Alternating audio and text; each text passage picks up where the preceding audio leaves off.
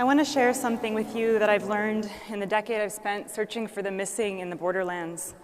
I've learned that security isn't safe, and that vulnerability to each other and to our emotions is a powerful ethical stance.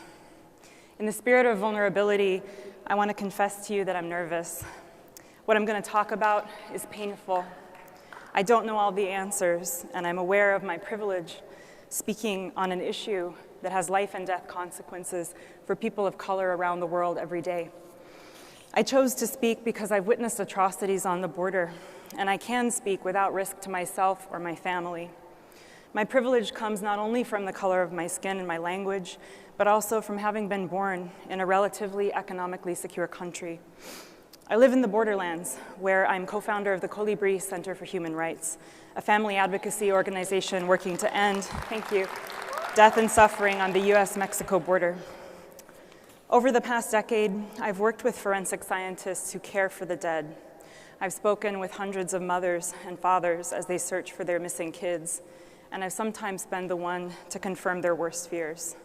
I've seen the bodies, I've held their bones in my hands. More than 6,500 unique, irreplaceable human lives have been lost on the US side of the border with Mexico since a drastic militarization process beginning in the 1990s. Colibri has records for more than 2,500 missing. I believe we haven't yet reckoned with this crisis as a nation because we haven't yet recognized those crossing the border as full human beings. White supremacy is behind this at the border, as it is in our cities.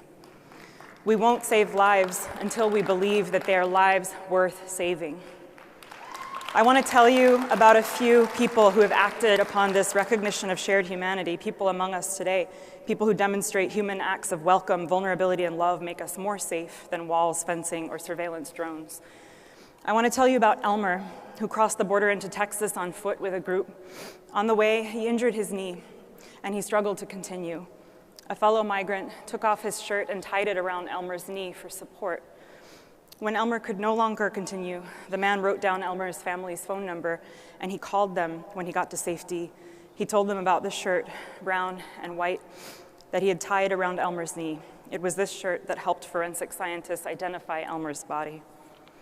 I wanted to tell you about Estella, who crossed into Arizona with her son to bring him with her to join her in the US.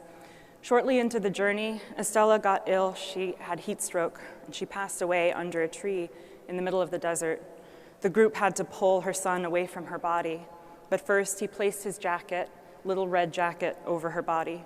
He was 5 years old. He was taken to safety by strangers. Volunteers from No More Deaths and Coalición de Derechos Humanos helped the family of Lucrecia search. They searched for days, finding 3 bodies before finding hers. They helped many migrants along the way, and then they placed water at the spot where her body was found to help others. This is a stretcher made by a group of migrants out of tree limbs and belts and their own clothing to carry a severely injured woman, Beatriz. They carried her over mountains. She didn't make it. The migrants found Border Patrol and turned themselves in rather than abandon her body. Mike Wilson, right here in the front, Tohono O'odham man who puts water along migrant routes, is often accused of breaking the law. He says, I have to choose between 2 sets of laws, federal immigration laws and a higher moral universal law. I would love to be able to honor and obey federal immigration laws, but people are dying. People are dying. We can't afford to keep making trades where the cost is more private prison contracts, more family detention centers, predator drones, and death. It is unconscionable.